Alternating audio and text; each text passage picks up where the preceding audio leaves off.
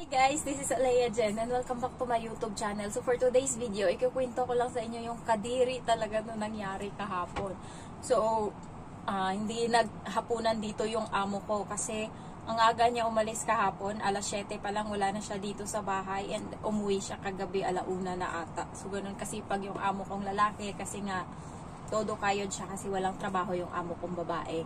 So, yung ulam nila is pritong itlog, tapos gulay na bok choy ba yun? And then, sa alaga ko, sea cucumber, ayan, and then sa amo kong babae is pritong pink salmon.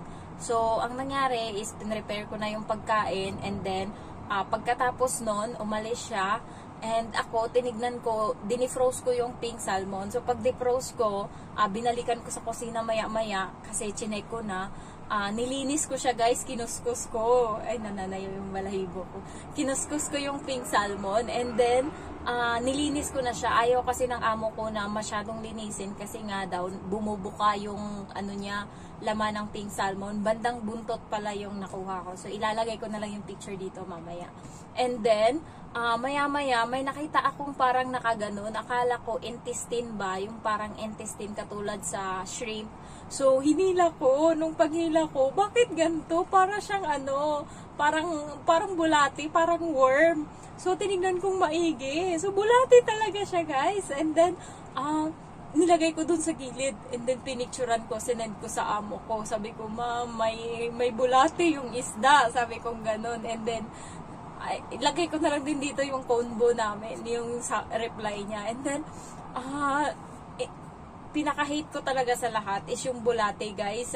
Ayaw ko. Ipis, kahit ano dyan, okay lang ako. Pero bulate, ayaw ko talaga. Yung bulate nga pag namimingwit kami ng isda sa ilog, ayan. So, hindi nga ako nakakakuha ng isda. Kasi pag kinain ng isda yung bulate ko, and then, di ba lalagyan mo uli yun ng bulate yung yung ba yun? Yung bingwit mo, yung ganon. Ayan, so hindi ko na magawa-gawa kasi trauma talaga ako. Fini-face ko naman yung fears ko sa bulate. Kahit simula bata ako, nilalabanan ko yung takot ko. Pero natatakot talaga ako. And then, nag-iisip kami kung anong gagawin namin. Sabi ko, mag-uulam ka pa ba nun? May isa pa dun na natira. Sabi niya, wag na muna, ayoko muna. Sabi niya ganun. And then, hinayaan ko muna, ligo ako ng bata, and then siya, hindi pa siya umuwi. So, pag uwi niya, tinignan niya, parang masuka-suka siya yung reaksyon ng mukha niya, nandidiri siya. And then, kaya guys, be careful kayo sa mga pagkain. Kahit na ito, niya talaga to, malinis to, kasi hindi to bumibili ng mga sa lang, gilid-gilid lang ng mga pagkain, ayaw neto. So, malinis yan lahat, kahit yung mga pagkain niya, mga non-preservative yan, yung mga manok na kinakain nila is mamahalin talaga. Pero nagulat ako kahapon, mamahalin talaga tong isda. Pero bakit ganto? And then, ang nangyari, nung umuwi siya, diring-diri talaga siya sa niya. So, hinayaan ko muna doon. Pero, gusto kong itapon na talaga. Ayoko lang itapon nang hindi niya pa alam. So, tinanong ko siya kung anong gagawin. So, itatapon daw. So, ako, si tanga, curious. Kasi meron pang mga itim-itim sa loob. And then, pinisa ko lang ng ganun konti yung yung karne sa loob, yung sa loob, yung meat sa loob ng isda. May lumabas na isa pang bulate dito sa gilid. Oh my God!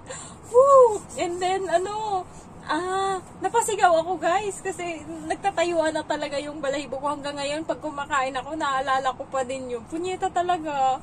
And then, tinawag ko siya, sabi ko, meron pa talaga, marami ata. Sabi kong ganun. And then, gusto ko pa talagang tignan, pero yung diri and takot nandun, pero gusto ko talaga. Pero, alam ko talaga guys, madami yun sa loob. Kasi, yung pinindot ko lang konti, may lumabas sa gilid na bulate, so dalawa na yung nakuha ko. And then, sabi niya, wag mo nang tignan, itapon mo na yan, sabi niya ganun. So, pinasuot niya ako ng gloves and tinapon ko dun sa basurahan. And yung basurahan basura na yun, tinapon ko sa labas. Ayan. So guys, be careful kayo sa mga pagkain na isa-serve nyo sa amo nyo, lalo yung mga ganyan.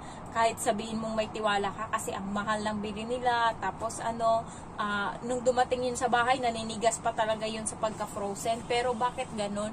And naka-plastic yun yung isda na ganito. Halimbawa, ito yung isda.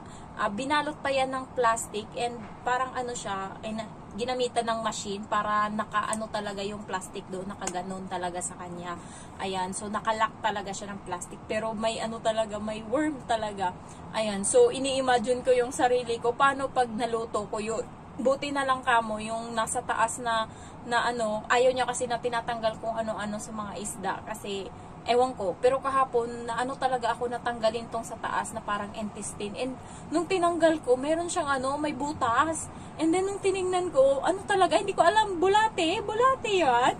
Ayan, so, ayun, paano pag naluto ko yun? Halimbawa, naluto ko, and then na-serve ko sa kanya, and paghiwa niyang ganun doon, ang daming bulate sa loob. So, may tendency guys na ma-terminate ako pagka ganun, 'di ba? Kahit sabihin mo hindi mo kasalanan kasi hindi mo naman nakikita, pero kasi ikaw yung nagluto and ikaw yung naghanda ng pagkain, ikaw yung talaga, ikaw baka ma-terminate ako, yun lang. So, kaya kayo, yung mga baguhan dyan, i-check nyo talaga parate. And then, may isa pa pala na, yung lotus na gulay nila, lotus root. Ayan, so, merong iba dyan guys na nabutas na and nangangamoy na siya. Alam mo yung parang nababad sa tubig yung lotus. Ayan, so nangangamoy siya, parang amoy putik siya na hindi mo alam.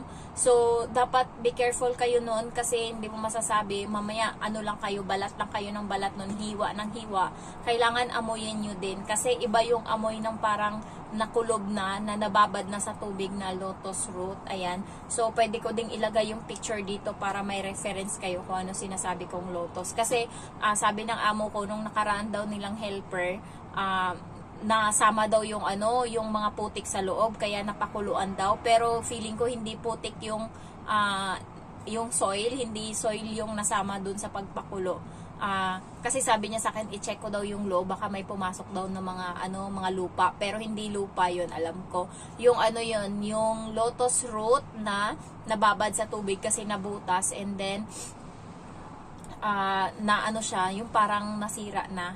Halimbawa, pag sa palay, ginagawa namin yan pagka kami, direct kami. So, binababad namin yung palay ng how many days and then para, siya, parang hindi ko alam paano i-explain, pero mangangamoy siya guys, ang pangit ng amoy niya, kaya yun yung nangyari. So, nung nakaraan, mangyayari din sana sa akin yun, baka mapagalitan ako or ma-terminate din ako pagka ganun. Buti na lang, inamoy-amoy ko yung yung lotus and then naamoy ko na may iba siyang amoy parang sira. So, hindi ko na siya sinama sa pagpakulo. So, imbis na dalawang lotus root yung ipapakulo, isa na lang yung napakuluan kasi yung isa nga sira. Pag sinama ko yun, hindi na nila makakain yung sabaw, maiinom yung sabaw. Kaya ayun lang guys, every time na meron kayong lulutuin, double check, especially yung mga gulay, bok choy, choy sam, may mga uod dyan. Nagtaka ako nung nakaraan yung uod buhay pa. Nalagay na yung gulay sa ref ng mga 2 days, pero may uod pa din na buhay nung lumabas. Ayan, kaya check nyo talagang maigi kasi hindi natin masasabi, ayaw na ayaw nila ng dugyot, kaya kailangan always check. Ayan, so i-edit ko pa to. Ayan, so thank you so much for watching guys, bye bye. Na-share ko lang.